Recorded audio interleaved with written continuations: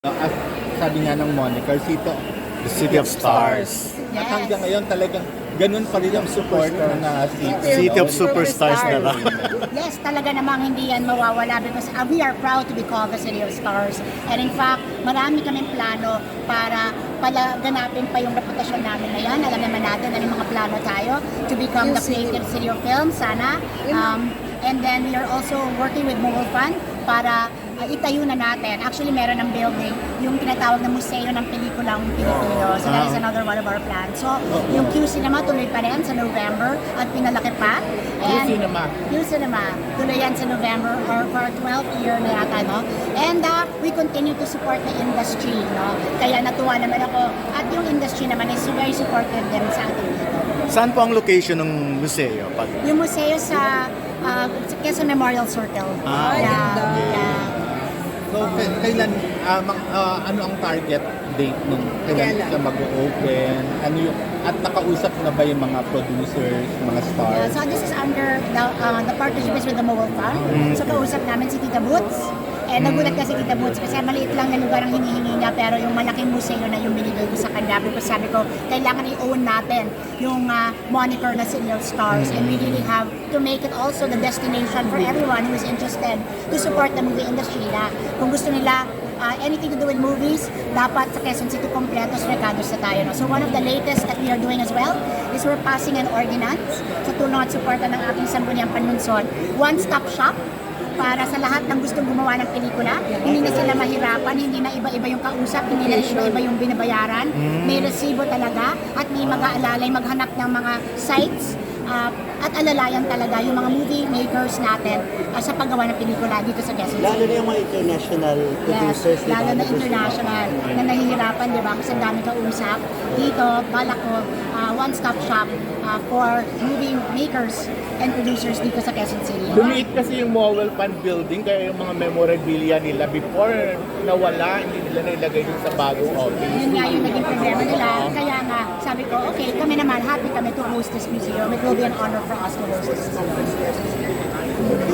Thank you, Mayor. Thank you so much, everyone. Thank you, Salvo. Picture tayo, Picture Mayor. ka namin solo ngayon. Pero Mayor, hindi mo siseryosohin ang offer ni Senator Bong na mag-guest sa... Gas. Niloloko ka lang din. Ikaw ba nag-guest ka na sa TV Oo or nga. movie? Never, never. Hindi po ako artistahin talaga. Mayor, mag-picture tayo mamaya, Mayor. Mayor Joy, So talagang hindi mo pinangarap na lumabas ka sa pelikula o TV kahit as yourself? Wala naman po tayong talento. So dapat hindi na natin pilitin ang sarili natin kung wala naman tayong mga biyayang katulad ng pag-aartista mula sa Panginoon na talent. So no. Wala po. Wala po tayong plano. Mayor din. Well, syempre siguro cameo role.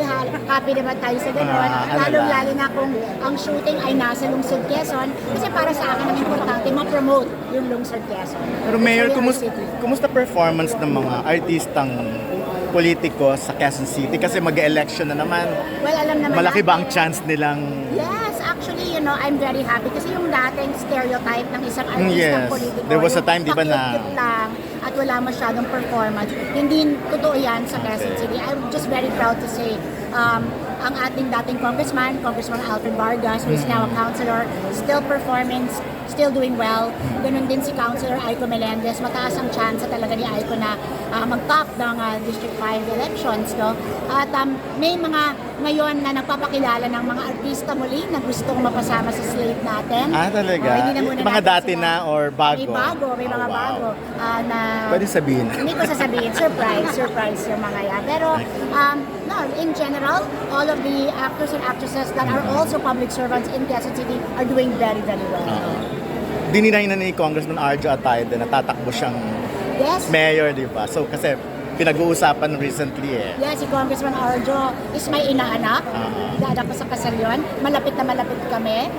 Isa ako sa talagang, I guess, dumiin sa kanya pagtakbo bilang congressman. Talagang alam ko from the start, kung sinasabi, lumulutang yung pangalan niya na ano yan talaga, hindi yan magkakatotoo. Kasi sobra ang aming pagka-close ni Congressman tayo.